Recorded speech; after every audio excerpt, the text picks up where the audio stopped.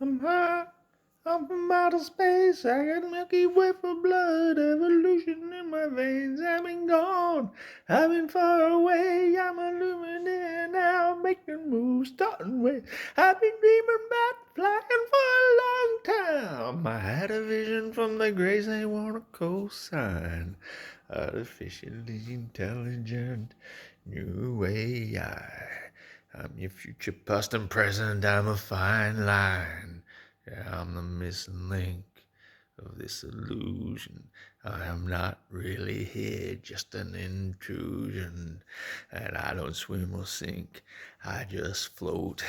I don't need gravity, I just need coke. When I move, it's an earthquake rumble. I'll never ever fall, never stumble. And I don't need to be humble. Break down walls like Jericho crumble.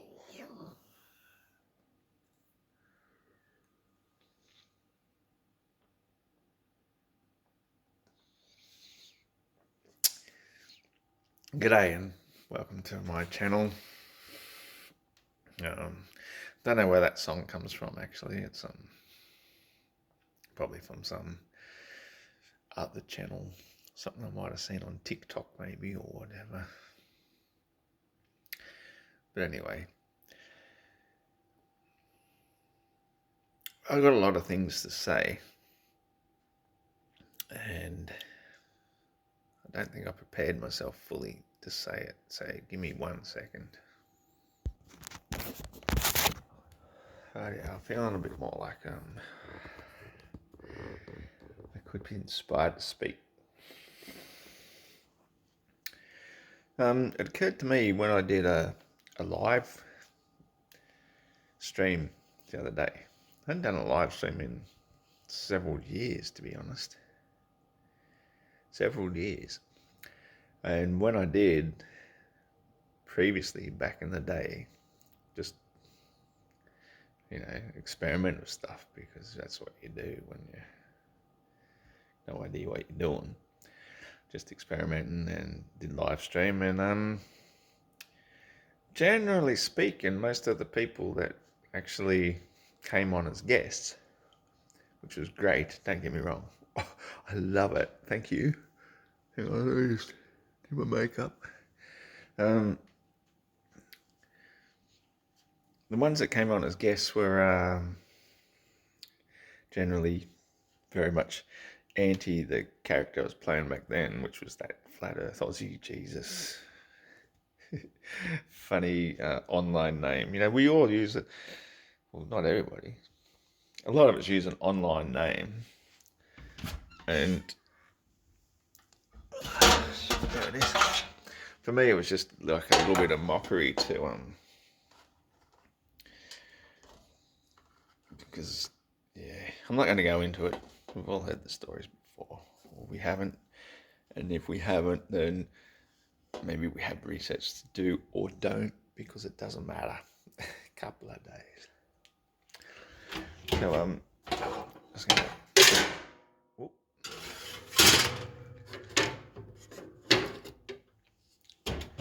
Still getting used to working my way around a kitchen because utensils and shit, and ovens and man, all this modern technology. Isn't it great? Isn't it great? Hey, fucking beer in the bottle. Happy days, mate. We are living in the future. We have got electric lights, second sights. We can break down all kinds of walls. Might even just sit out. Why not? And chew the fat.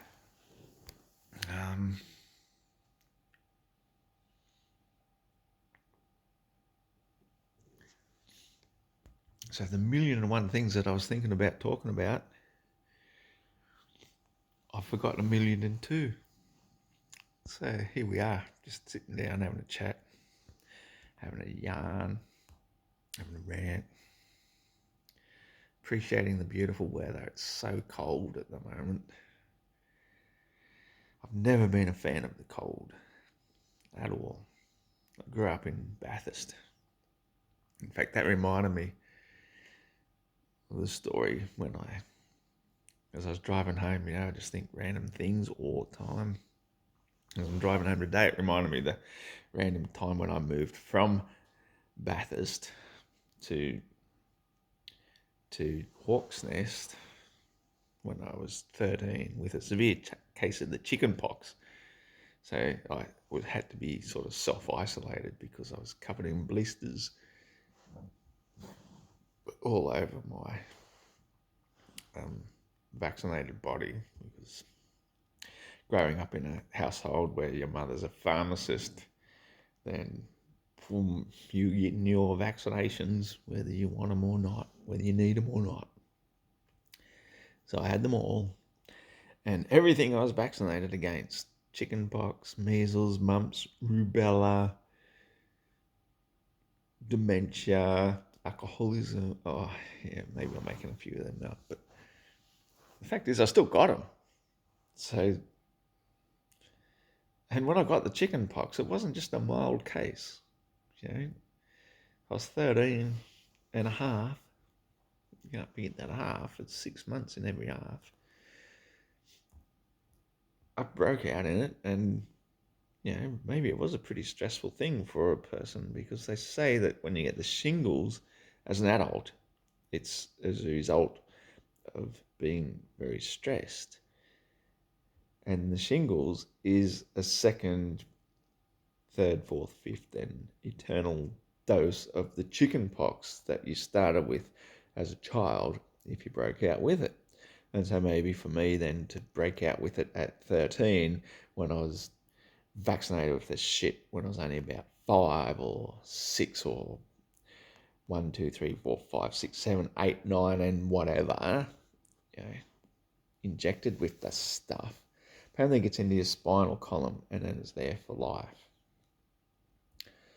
And yeah, it was nasty, freaking horrible. And so I spent that summer where we moved to Hawk's Nest, paradise, beautiful beach, islands, bays, rivers, lakes, sand hills, headlands, you name it. It's got the lot. If you like fishing, it's got fishing. If you like surfing, that's what I got into. If you like scuba diving, if you like just anything, man, it's got it. Coastal living, beautiful paradise. And so, yep, I got there trying to make friends and meet new people on the beach, and I just had to isolate because I'm contagious with chickenpox. I think the sun and the salt water did a lot of good for me. And anyway, when I first went to then my new high school, so Hawk's Nest is, as the crow flies, it's a squawk and a half away, but by the highway it was about 80 kilometres, I think, and by a school bus it was about an hour and 15 minutes. So yeah, I could be wrong with those estimates actually. It could be more like 60 kilometres, but the school bus was a long drive, so we'd have to get up bloody early. School kids catch the bus at 7:15 in the morning so we could be at school for 9 o'clock. Imagine doing that every day for 4 years. Anyway,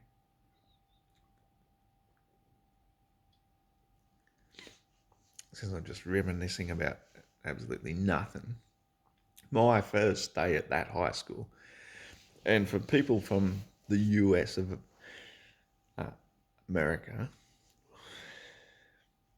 nearly had a slip of the tongue there, the United Suckers bar, the United States of America, they have an in-between school, what they call junior high.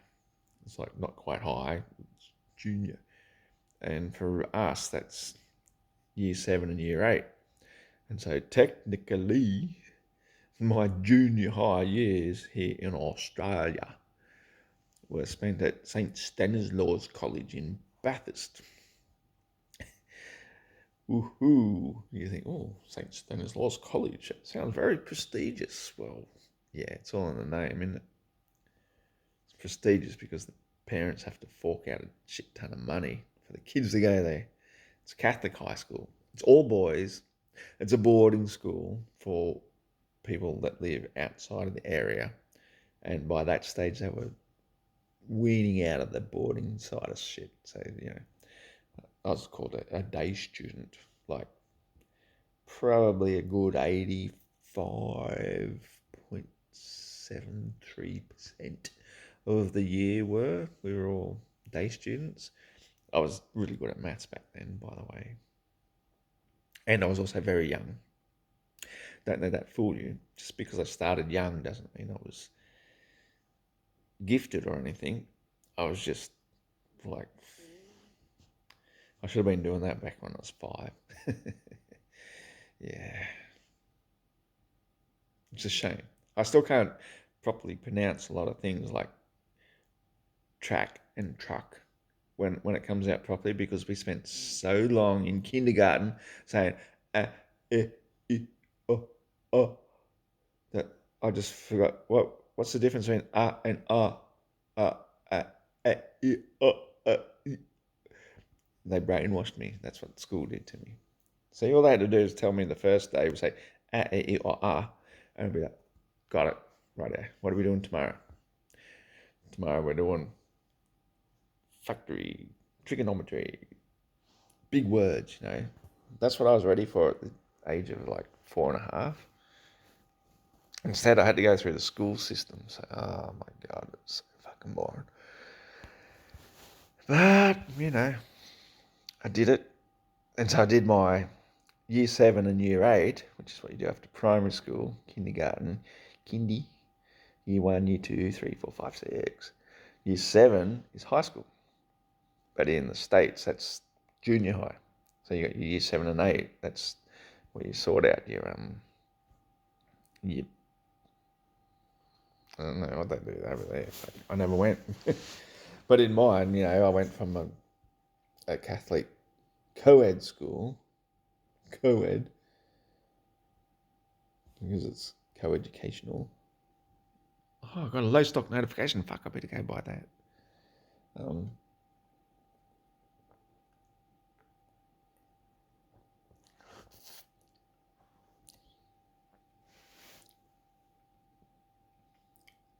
Moved to a all-boys high school. All boys, St. Stanislaus. Strict as motherfucker.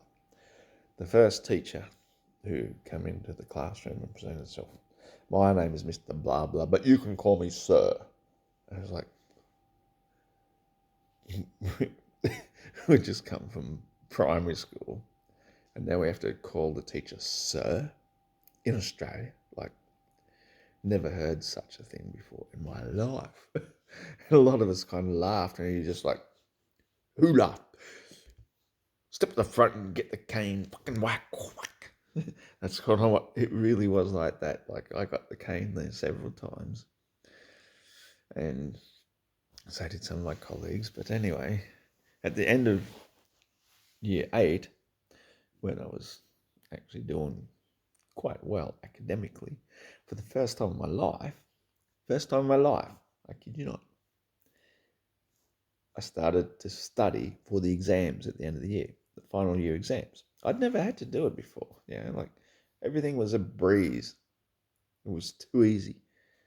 I'm not bragging or boasting or being a smart ass and saying, it just was that damn easy for me that I never had to. But by the time of the end of year 8, we're starting to do that, 4x times 2y equals 6b or whatever sort of stuff, that sort of stuff. And fractions, complex stuff, long division. I think we did long division back in primary school. All that sort of stuff. And I was actually really, really, really good at it. I love that sort of stuff. Give me a challenge. If I didn't get it at first, I'd just go up to the teacher. I said, I'm having trouble. I can't quite understand how this, and this. And he'd point it out and go, that, and that. And I go, and I got it. And so then I could sit through and do like the whole bloody textbook full of, that chapter of all the things we had to do. Maybe it was 10 or 20, whatever, different equations that got a little bit harder and harder every time. And every single one, I could just, as fast as I could write them down, I was able to do them. I was great at it. Long division, man. Yep. Piece, it makes you think a little bit. How many of these go into that? Well, I know my times tables since bloody year 3 or whatever. I was just really bloody good at it. And so we moved to Hawk's Nest at the end of my year 8. And I won't really go into the reasons what happened to me at the end of year 8 because I knew I was moving. Well, that's right. I will finish this bit because that was part of what I'm talking about, a little bit of haha.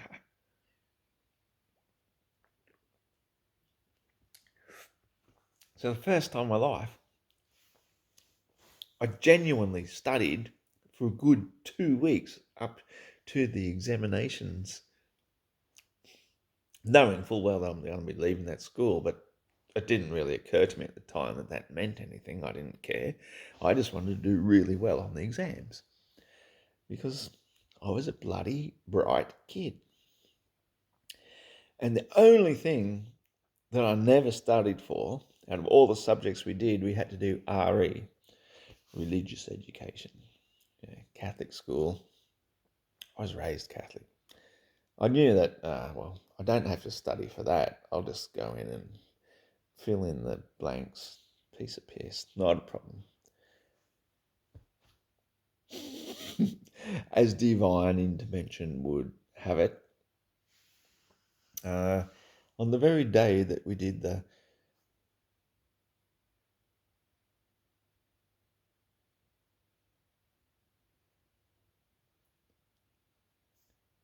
I think I just expelled a demon.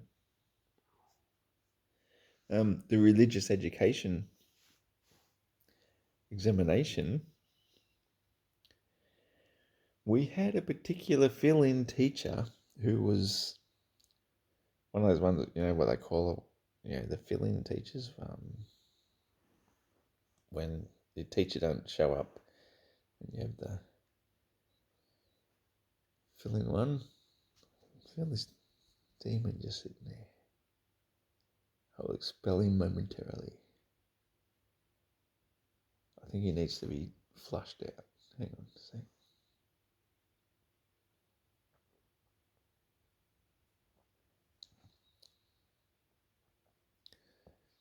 No. He's just decided to be washed down for later. That's okay. As I tell the story, I'm sure he will come out. So, this particular teacher, substitute teacher, got to get that Thor lightning happening in there. The substitute teacher was apparently a bit of a boy fancier. What a coincidence that he would be in an all-boys school and always acting like a bit of a weirdo. He was. We didn't have the term for it back then, but we'd probably call it ADHD or back then we just called it retarded, but they stopped using that word as well because I remember when I used to, in primary school,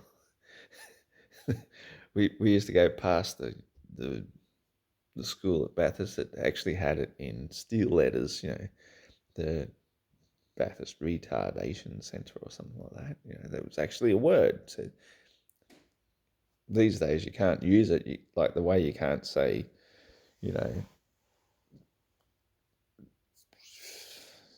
things that you can't say anymore. But it was actually, retard was the commonly used word. It's not offensive. It's just, oh, no.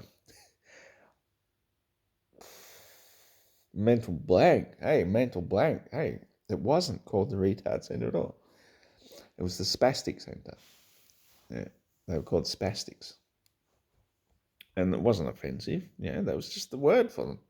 I was a spastic. And it was only over time Oh, when people that weren't spastic were called spastic, that spastic became offensive and you can't say spastic anymore. But it was definitely the Bathurst Spastic Centre.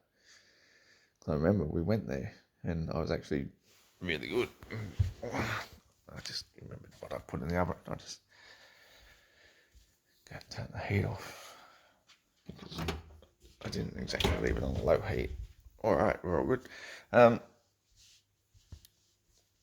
So, first time in my life, studied for exams, did the religious exam, and this spastic substitute teacher, but I think I just said that, finally got the words out of me.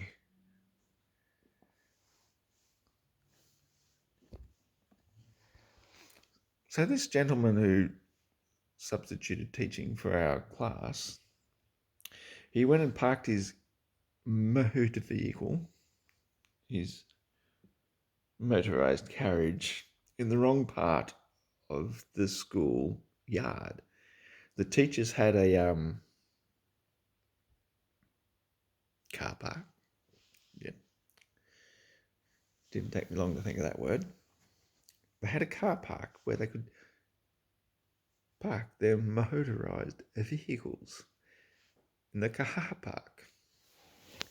And that was the stock standard. And sometimes visitors, like on the weekends and stuff, they could go and park them in this part of the bitumen where a lot of us kids, students, hung out at times between there and the front oval where we often played things like rugby and British Bulldog 1, 2, 3 and stuff like that. This teacher, substitute teacher,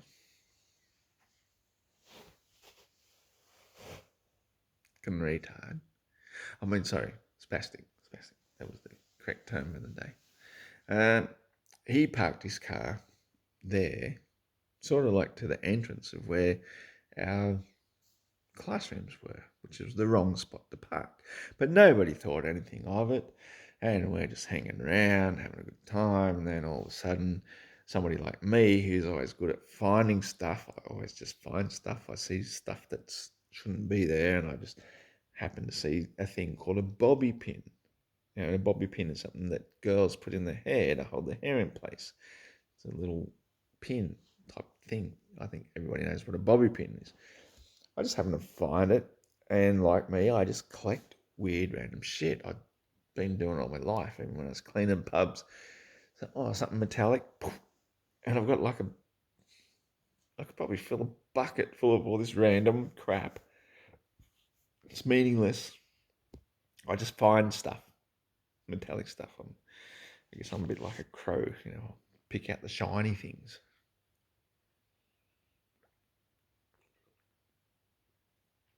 Whatever it is, it's an anomaly.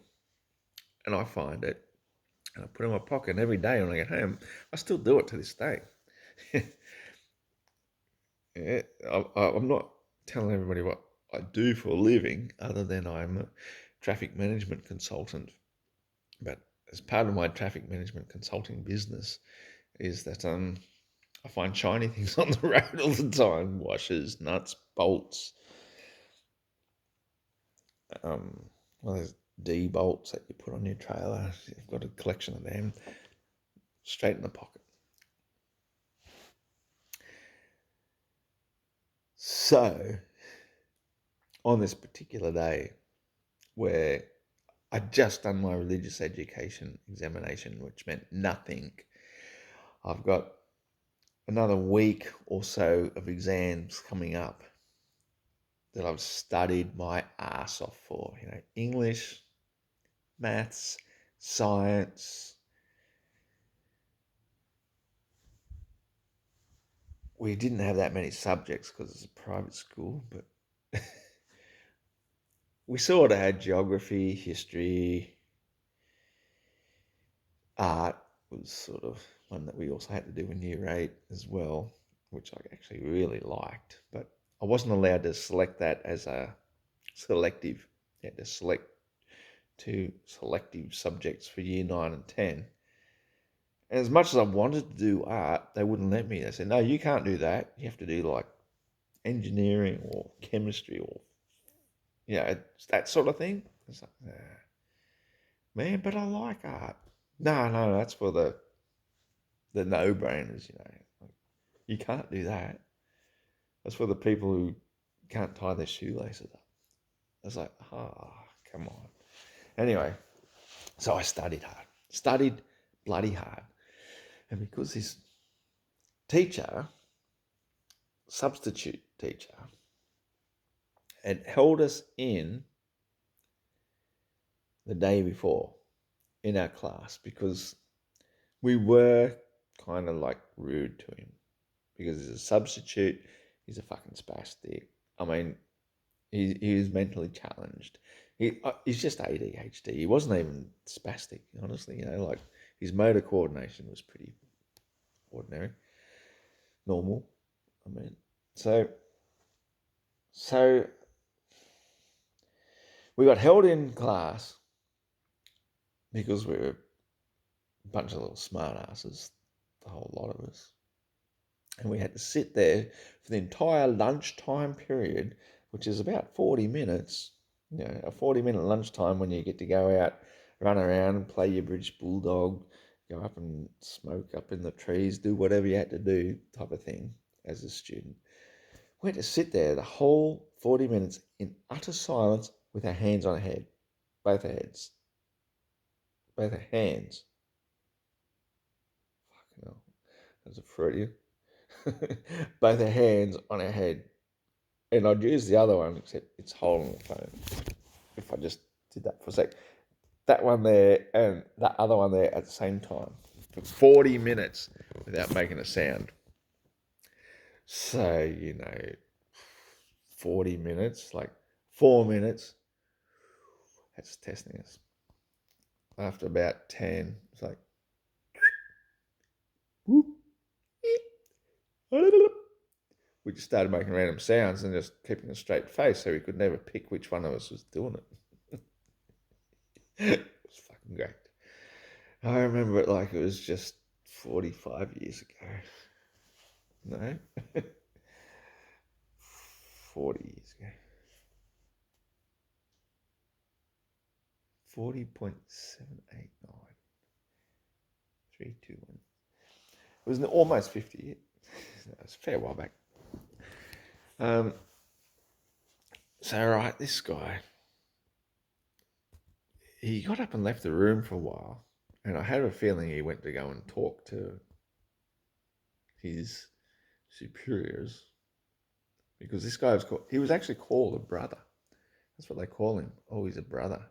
And I think that means he's one of the ones that's over. Oh, man, I could talk about this for fucking hours, couldn't I?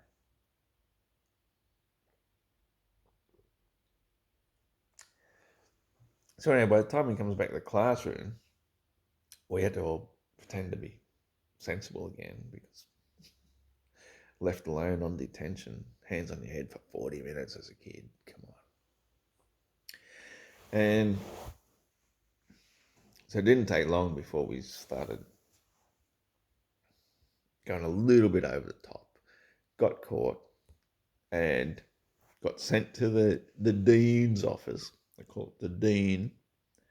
I don't know why, but that's what the dean is. You can probably look it up. I haven't looked it up.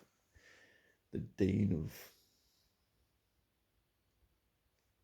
And me and a couple of others, we got 4 cuts. 4 cuts with the cane. The principal has to take out the big fucking long stick of cane and smack you over the hands with it so that you get big welts on your hands, because you're just kids being kids. And it's supposed to be discipline. They ruled it out not that long after, mind you, but at this stage it was still acceptable. And as a result of that, and then the following day, seeing that teacher's car in the car park and me happen to have picked up a bobby pin, and some of my mates had some chalk as well. Yeah, they had the chalk. I don't know where they got it from. I think we found it on the ground as well. Probably fell out of the spastic's pockets, but it's sitting on the ground. So we just thought we'd do a bit of artwork on his car. And not me, no, because I've heard that one of the worst things you can do to somebody is to actually scratch the paint of their car. And oh, lo and behold, I've got a bobby pin in my pocket. Oh, where did that come from? Divine intervention. And so I just put a big scratch across his door while the other people are just drawing chalk all over it. And then, up in the second store window, there's a bloody second story window. There's a bloody member of the staff, the bursar, no less. He's not even a teacher. He's just the bursar. He's the money man. He looks down, you there, what are you doing? And it's like, he just caught me red-handed. I'm just fucking putting a scratch in his car. Yeah, you got me. All right, fuck, hey, of all the things. Long story short, I got expelled from the school. And I never got to do those exams, which for the first time in my life I'd studied for. And really was going to ace the whole fucking lot. So, yeah. The story of my life followed on from that. And it's 32 and a half in 5 seconds, I think. 32 minutes and 5 seconds already. Not like in the old days when I could only record 30 minutes. I can actually keep on going. So I will. Well, oh no, you probably didn't even know I left. Welcome back anyway. Let's go to fresh beer because it's still ranting. So, yeah. Can you imagine that? First time in your life. You've always aced school. You're always a year younger than everybody in your class because you started a year young when you're only 4 and everybody else starts at 5 or 5.5 going on 6. All my life, I loved education. Absolutely loved it. I thrived in that environment. A lot of people hated me because I was a bit of an arsehole, really. You know, and I still am. Don't get me wrong. I don't want you to like me. In fact, if you like me, I think there could be something wrong with you. You know, I'm not here to be liked. Never was. Never have been. You know, yeah, I'm an asshole. I'll drink to that.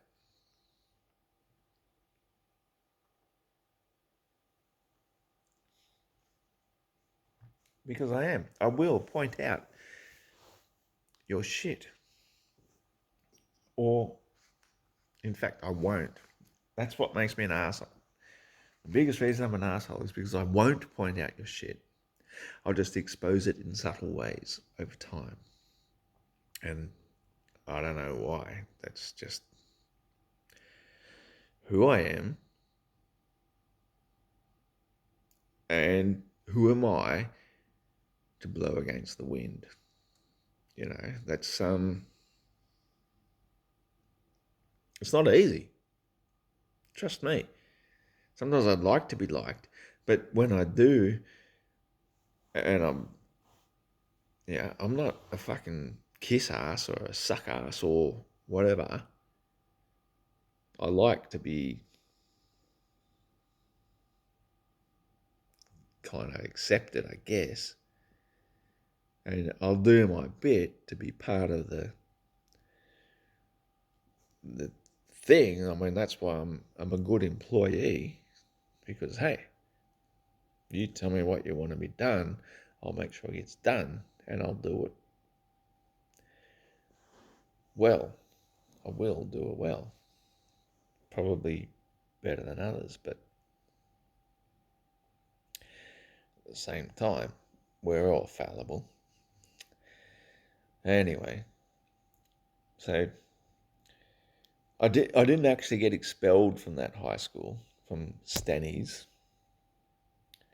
What they told my father, that because there's only 2 weeks of school left to go, that's when we do our exams. What they told him is they said he's suspended until the end of the year, which basically means he won't be coming back, because we were leaving Bathurst and moving to Hawk's Nest. And so when Dad told me that, it was like a little bit shattered. And then he also goes, oh yeah, and the teacher's car who you scratched, they had a quote on that, and it's going to cost $300 or whatever it was back then. And so all that life savings that I'd been doing my whole life, living in Bathurst with my father, going out hunting rabbits, spotlighting what I lived for. I loved going out hunting, catching the rabbits, drying out the skins, and making a bit of pocket money. All that got put away into a bank account for me. All of that got taken from me because of that one bobby pin sitting on the fucking car park ground that I picked up and put a scratch into the substitute teacher's door. A piece of shit car too, by the way. It was nothing special. Well, it was a Datsun 200B, which today would be special, but at the time it was a piece of shit car. And so I lost my life savings. I lost my education. I lost everything, and then I moved to Hawk's Nest and I started at Raymond Terrace High. And that's what reminded me of it, why I started this rant in the first place, because when I went to Raymond Terrace High, my first day of school, caught the school bus, hour and a bit, get there, know nobody, know not what I'm doing, haven't got a fucking clue. You know, most people when they go to a new school, they'd probably have like one of their parents, just show up to bring them there, introduce them, tell them their history, all that sort of shit. But where's my parents? Nowhere to be seen. So I hope you're seeing this, Trish.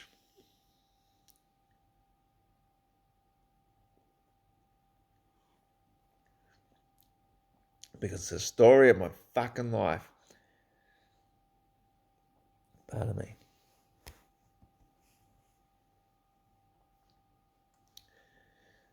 Hang on, I better just put my happy hat on. There we go. All right. Feeling happy. Right, yeah. So I rock up at my first day of school. First day of high school. Year 9, which is in the American system, junior high. And I just look around and I see a bunch of cool dudes that looked about my age. They look like cool dudes. I just sort of hang around for a bit. Eventually, somebody sort of asked me over, and I was actually always a shy kid as well. Don't get me wrong. Even though I was the smart ass in the classroom, I was still a shy kid everywhere else. I was young, and the whole rest. So I go to sort of got called over, and the guys go, "Oh, so where are you from?" And I said, "Oh, yeah, I'm from Bathurst." And they go, "What?" I said, "Yeah, from Bathurst." And they go, "From Boo?" I went, "Huh? Huh? No, man, I'm from Bathurst." And I go, "Oh, you from No, no. That's what the whole conversation was like the whole time. It was like, oh, if you're not from Bathurst, you have to say Bathurst. Like an American almost. Bathurst. Oh, Bathurst. I said, yeah, Bathurst. Oh. and they're like, meant nothing to them because most of them have never been to Bathurst. They only ever heard of it because they have the car races and shit there. Don't really need that hat. Makes me feel like a wizard. So anyway, yeah, I'm from Bathurst.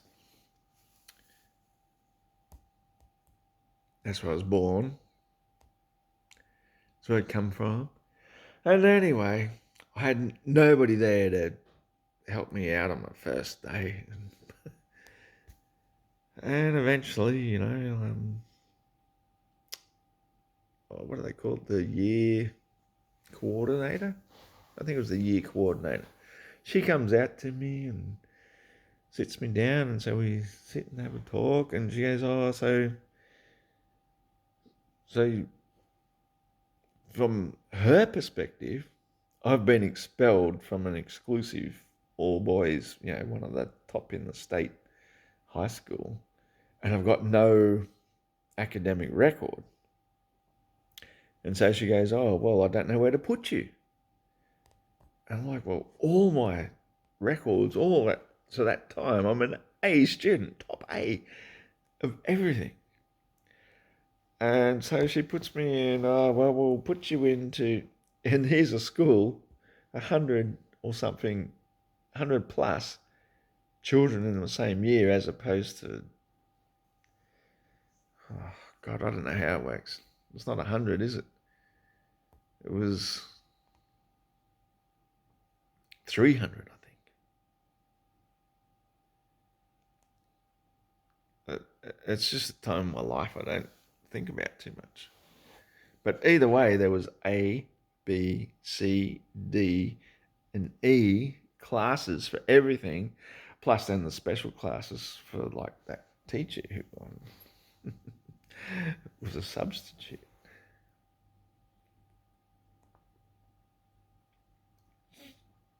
So the teacher says, oh, well, you must just be pretty average. We'll put you in D for this and D for that and D for this and we'll put you in E for science. And I'm like, I had no idea. I was just like, whatever. And so I started going to class, and within the first 2 classes of going to maths, the teacher goes, what the hell's he doing down in here? Put him up into A. So I got flicked up into that. And the same in English. Flicked me up. I think they only flicked me up into B though for English. Don't know why. I'm a fucking English genius, mate. What's the other one? Bloody school. Who cares? It's all a long time ago. But the thing is, I moved up into everything except for in science. In science, they put me down in the E class. And so I'm just, whatever, sitting up the back. I aced every exam, every single time. But by the time they realised, they said, oh, shit, it's a bit too late now to put him back up because he'll be too far behind if we put him up too high. And I was like, yeah, whatever. I never had anybody had my back. That's my problem. You hear that, Trish and Jim? You never had my fucking back. Ever. In my life. Ever. The only time you had my back was when you were fucking smacking the shit out of it.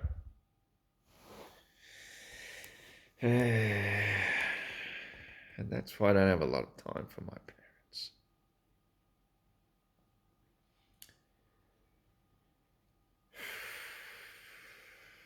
Pardon me. Oh, I won't pause. I will carry on because that's what I do. I've been doing it my whole fucking life. Is carrying on.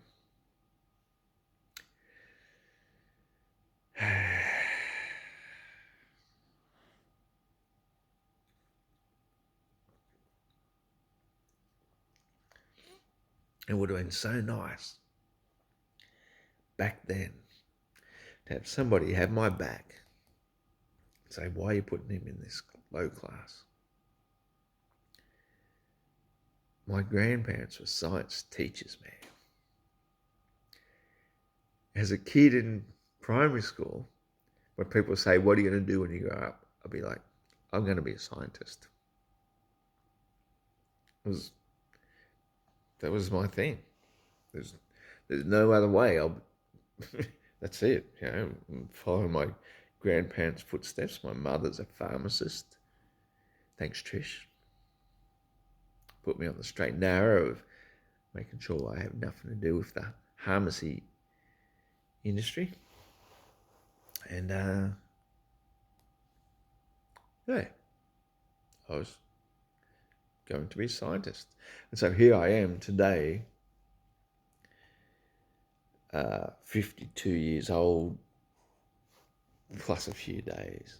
And I am still a scientist, the same one I was as a child. It's just that I've taken a bit of a long course around.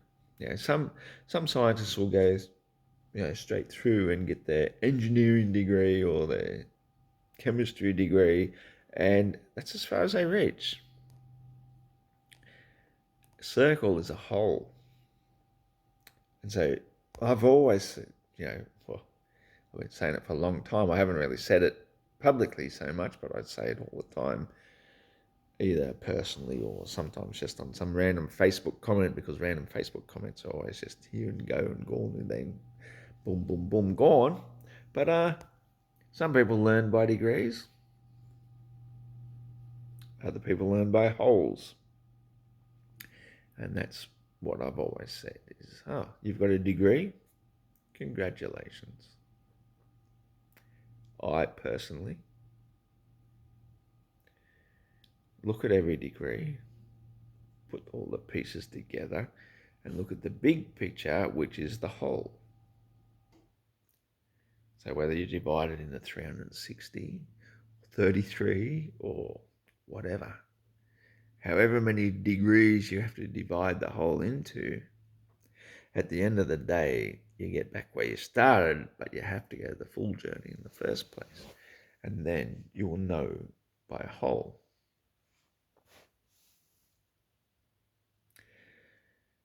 And that's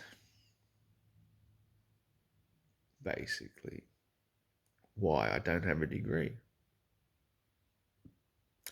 So, hang on a second. That was a good pause. I finally expelled that one I was talking about down there. When you learn by holes, there's nothing else left to learn except a bigger hole. So when people dig a hole, it's something they can bury themselves in. But when you learn by a hole, it's a different sort of hole, isn't it? It's very holistic.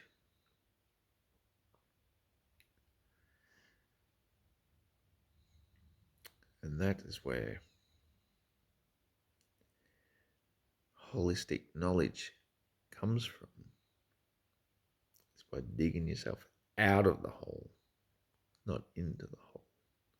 When you dig yourself into the hole and you look up where you see the sun, is only going to be by degrees.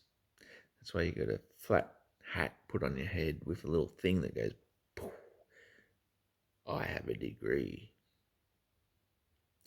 But when you know by a hole, you dig yourself up out of the hole and you can see 360 degrees around you. You are the learned person. And I think that is exactly what the flat earth awakening is all about.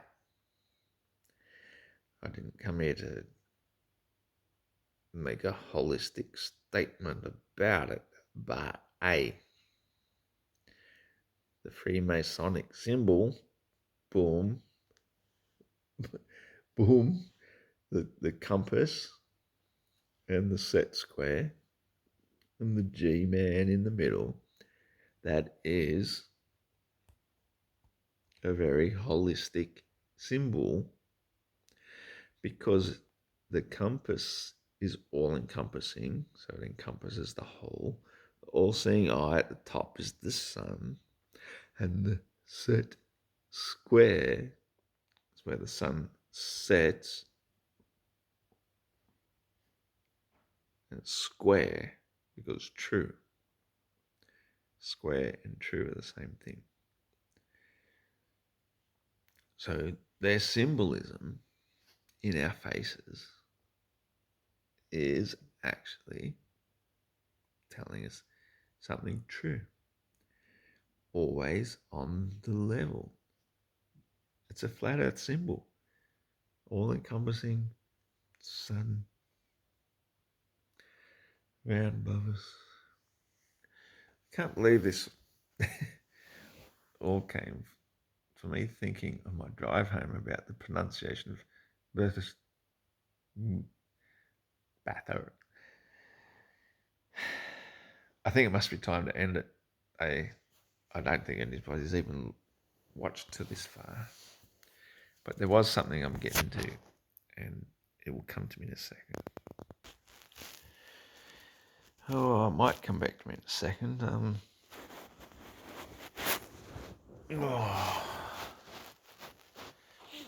I think I was talking about when I moved from Bathurst.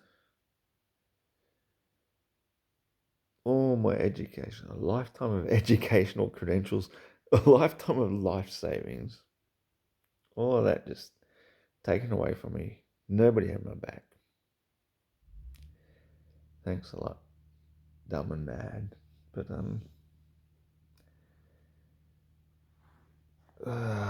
it'll come to me in a second. Yeah, maybe in 5.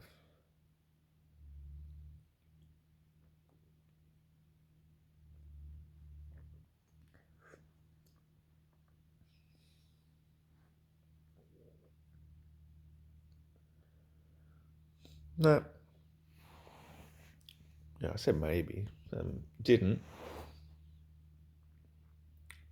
I'm sure there was a point there somewhere. But the thing is, well, to my advantage, in a roundabout kind of way, because I moved to Hawke's Nest, which is a coastal sort of tourist resort place during the summer holidays. As a result of doing that, my whole life went flippy floppy basically. Instead of being interested in hunting rabbits and stuff that I used to enjoy doing with my father, is I moved to the coast and found a whole new bunch of really great people who became really lifetime friends with for a few years.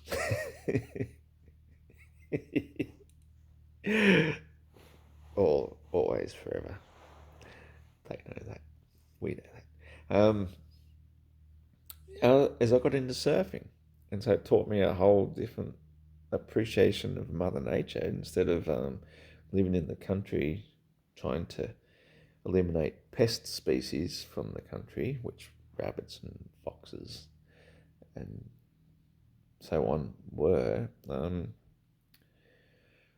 When you move to the coast, there's not as many feral species. In fact, probably us humans are the most feral of them all. But I developed a love of surfing and an appreciation of just nature in general.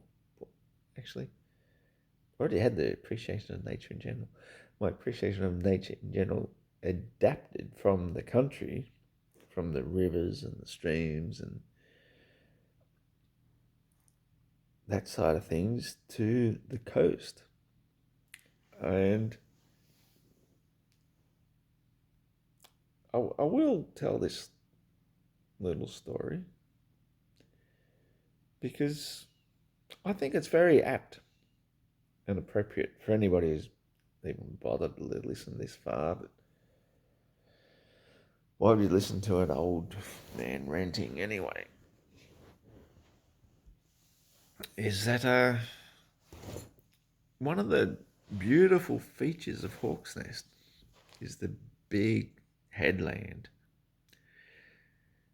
of Yakaba. And there's also another headland just on the other side of the port of Port Stephens, and that's Tomaree Headland. And you've got islands dotting the whole region, from Boomdilbar to Cabbage Tree to Broughton Island, and you've got the Gibber, you've got the Big Gibber, you've got Seal Rocks, Yagan, and all that sort of stuff. It's a really amazing and yet somewhat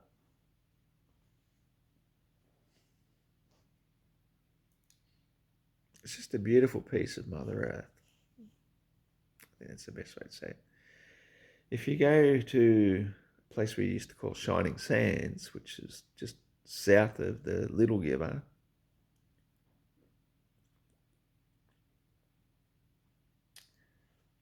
and then you go up onto the sand hills and you look across the flat horizon and you look at Cabbage Tree Island pointing towards Yakaba, you see a silhouette of what looks to be like a lady laying on her back. And you can see her face and the contours of her breast, and where her legs are, they seem to be opening up towards Yakaba. And when I told that to one of my aunties one time, she's just like, don't be disgusting. So I'm just telling you what I'm saying. It is what it is. I'm not fabricating anything. It's what it looks like. It's what it looks like. But, a couple of the other aunties were fine with that. They didn't care, but, they're still like, you know what I mean? Sometimes you can't tell things like it is because, I don't know, part of our Catholic indoctrination sort of stuff makes sex seem like a dirty thing rather than just one of the most natural things that it should be. But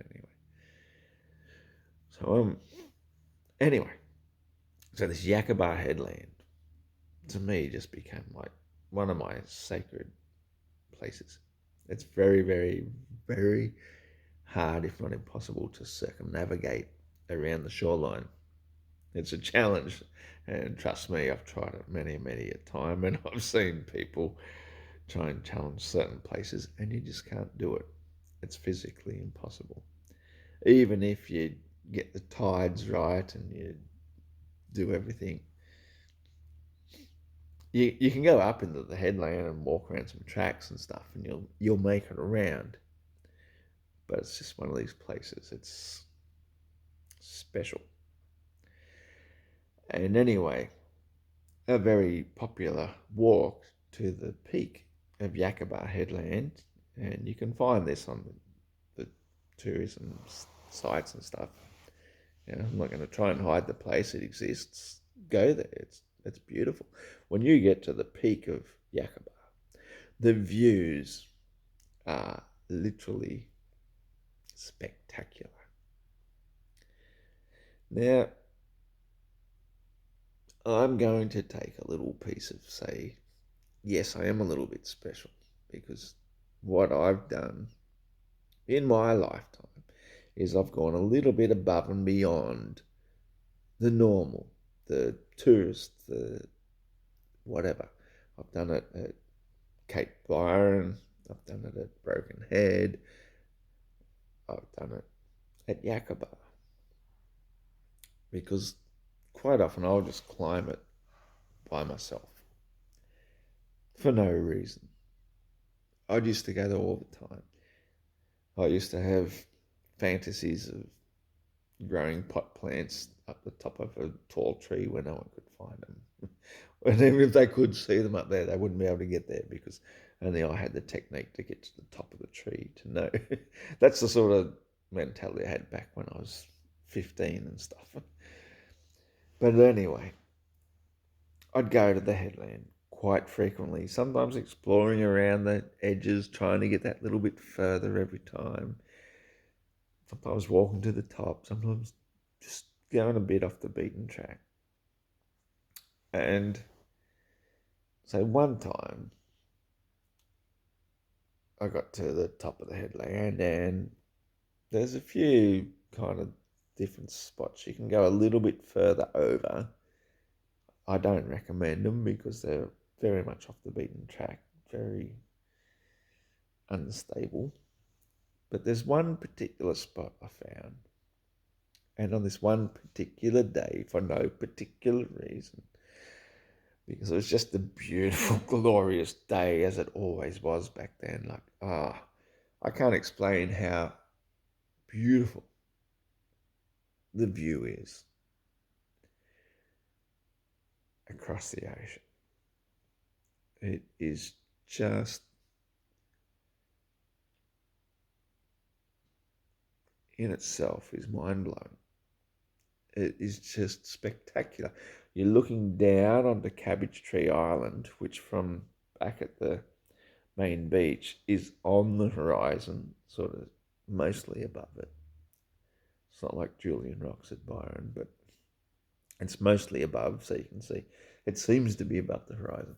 But when you get to the top of Yakaba and you look down at it, you can just see it's just a tiny little dot in comparison to the ocean that goes out forever.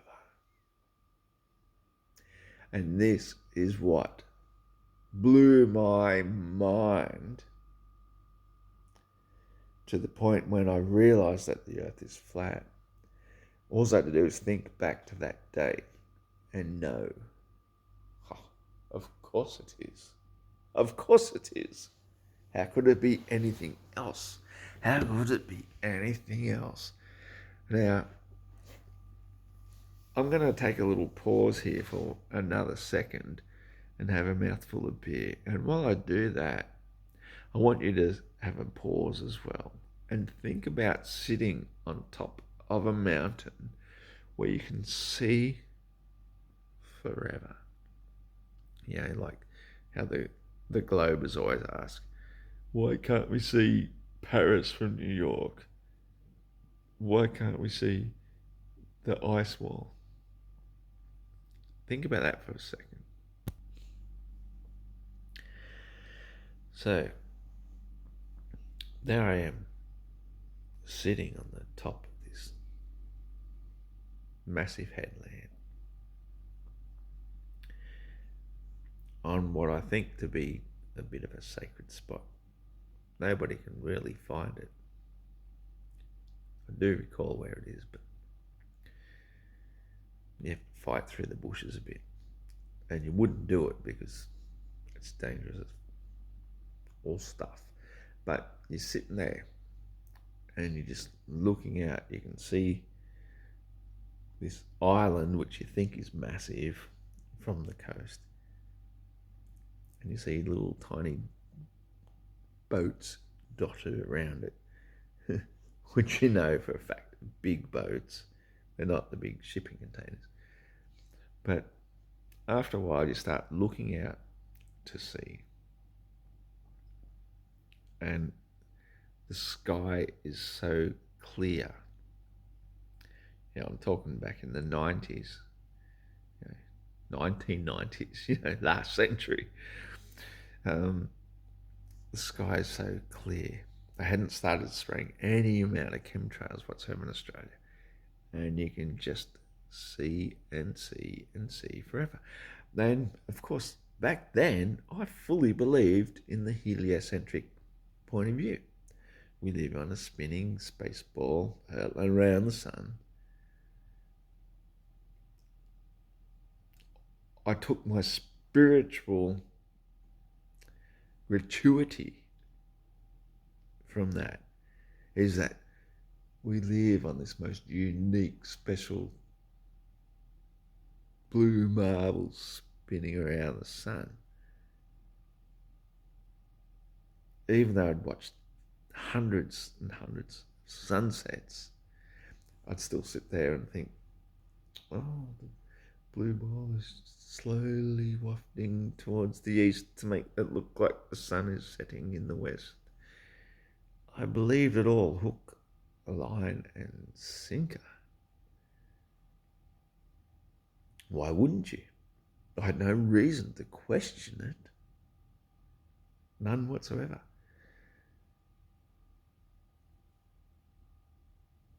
And so on this particular day when I thought I'm just going to look out into the horizon, I had an out-of-body experience.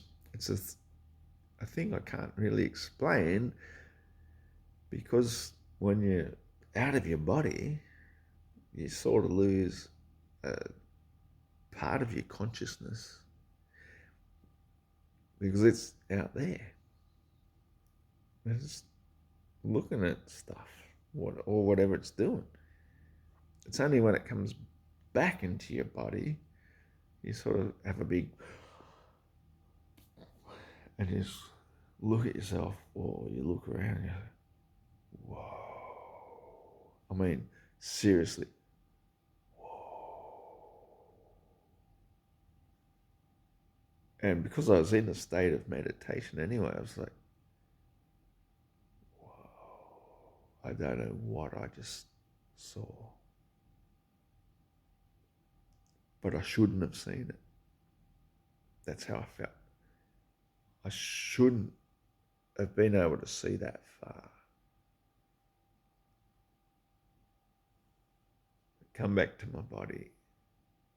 I did see that far. And even at that time, at that age,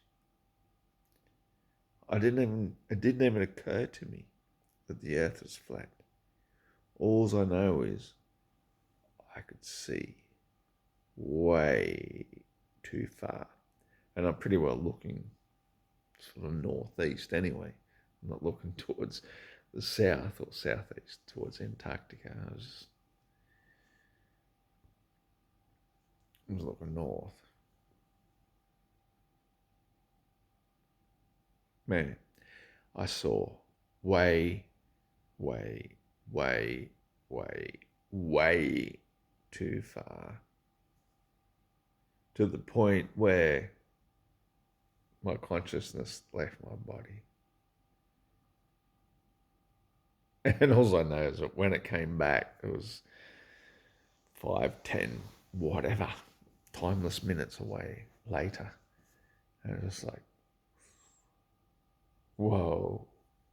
And the moment that it came back to my body, I basically had lost that consciousness of what I saw. It was hidden from me.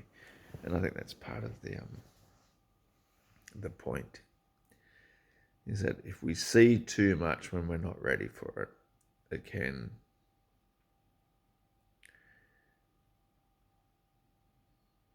destroy our minds in a way.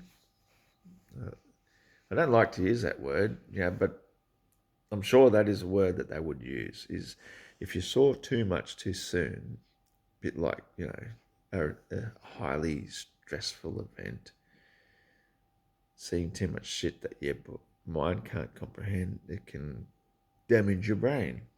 And I guess maybe for a mind incapable of seeing that sort of shit. And a good example might be, say back in the 1800s or whatever, and horse and buggy days, going down the road, and say some bloke just pulled up in a bloody Tesla car with his mobile phone, said, "Hey blokes, do you know where we're going? I've lost my signal. I don't know where I'm going." And the people in the horse and buggy were just looking at it. It's like an alien or some shit.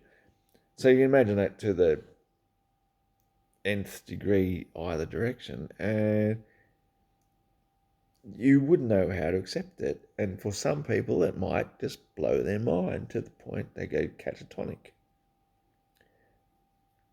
And I think that's what happens is our minds are only capable of experiencing so much at a time to the point that it could go catatonic. And that is why we have to learn by degrees. And that is why I think we've come to a full circle point of time for those who are capable of not going catatonic by hearing about somebody pulling out a mobile phone from a Tesla. Today, it's not a problem. But for a man and his dog sitting on the back of or sitting in the horse and buggy, seeing him, they go, catatonic. I don't know. I know I wouldn't. Yeah, I've actually spent many years of my life back when I was younger as well, asking for aliens to come and visit me. I said, come on, here I am. I'm ready. Bring it on. You can't blow my mind. I'm ready for it. Show me what you got. Never happens. See, that's the thing. So the people who have seen that sort of shit and had their minds blown, it's probably because some was just a dude in a Tesla with a mobile phone. You know what I mean? In comparison, I don't think there's a single thing that anybody could present to me where I would go, I'm not ready for that. That's going to blow my mind and leave me wrecked. You know what I mean? Come on. I'm tempting you. You know, I've seen some pretty freaky shit back when, you know, I used to smoke a little bit of pot and go to the wrong parties, but that's just humans being assholes. Bring it on.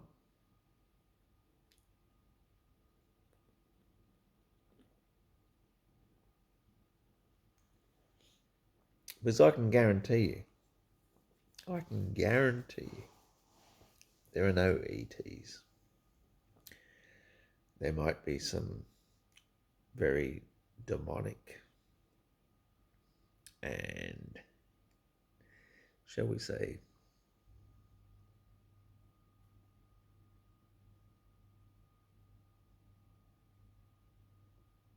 how shall we say it? Because even the demons are angels, and the angels can be demonic. Come on, I don't need pop-ups. I'm still making a rant here. See, demons pop up everywhere. There are demons and distractions. But for a person who is grounded in knowledge, put your 2 feet on the ground, that means you're grounded. If you're an insane person, they say his head is up in the clouds. What's up in the clouds? Outer space. So if you think the earth is spinning and twirling and whirling and hurtling through outer space, you are not grounded in knowledge. If you are grounded in knowledge, you've got your 2 feet on the ground and you know what is what. And that is where you learn by whole. You open your mind to the whole of knowledge. It's there. It's not out there. It is within. All is within. So put your feet on the ground. Ground yourself in reality. And trust your intuition. See, this is the point that most of us get lost. Is we don't trust our intuition, we trust something else we've heard before.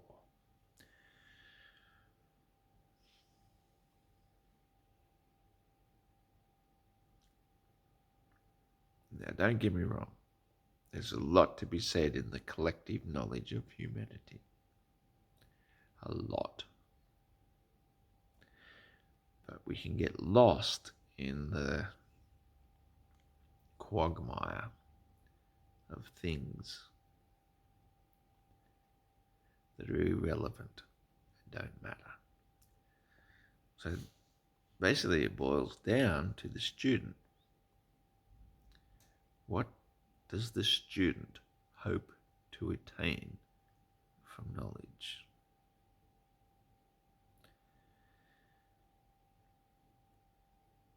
And for me as a child, I didn't know. I didn't know until later on in high school, when I found that the education system had failed me, that I started looking into the library and looking for things like Zen and Eastern religious stuff. That's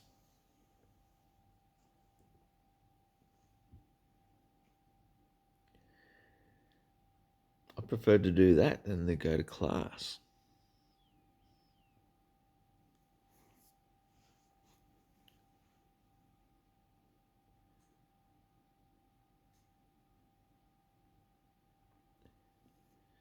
I think the only thing that can really teach is experience.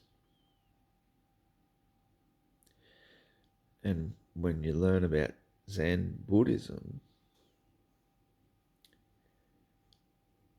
that teaches you to think without the mind, to cleanse the mind, to have nothing in the mind. And when you have nothing in the mind from that years of indoctrination when you were a child, when you reach adulthood, and you cleanse your mind just through meditation or through looking out at the horizon to see nothing, to empty the mind, when all knowledge is gone,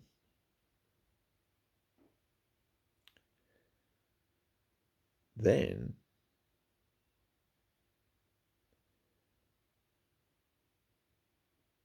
you start to realize that the knowledge is within. It's always been in there. It is in your DNA. It is in your structure, your physical structure. It is within. But you can't hear it because you got the clutter. Remove the clutter, empty the mind, and there it is. The truth is within, as it's always been.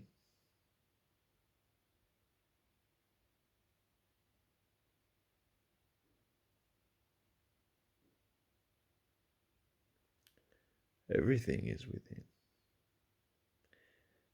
Everything. All the ancient sages, teachers, and masters have said the same thing. You will not find the living word of the living God within dead scriptures. The way to seek the living word of the living God is within life. Life is all around you. Eat the living bread of the living God. The living word of the living God will dwell within you.